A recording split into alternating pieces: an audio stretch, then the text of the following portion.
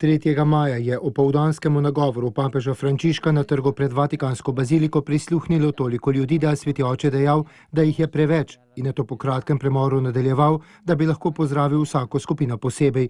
Kljub temu je ob bližnjem dnevu otrok žrtev nasilja papež Frančišek posebno pozornost namenil združenju Meter, ki se bori proti nasilju nad otroki.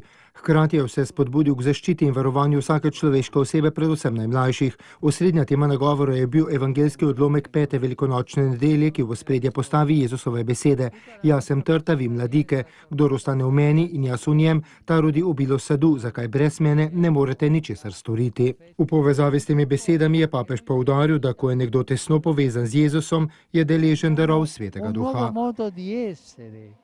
Prejemamo novi način obstajanja, saj postaja Jezusovo življenje naše življenje.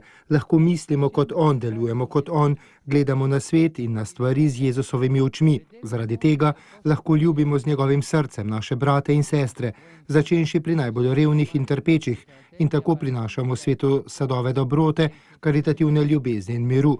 Je dodal papež Frančišek in nadaljeval, da vsak od nas je ena mladika edine trte in vsi skupaj smo poklicani prinašati sadove te skupne pripadnosti Kristusu in Cerkvi. Zaupajmo se pri prošnji Device Marije, da bomo lahko žive mladike v Cerkvi in bomo dosledno pričevali našo vero, je dejal papež Frančišek in po molitvi Raduj se kraljica spomnil na beatifikacijo Luigija Bordina, posvečenega laika kongregacije bratov svetega Jožefa Benedikta Kotolenga s Torina. Papež je med pozdravi različnih skupin omenil tudi romarje iz Litije.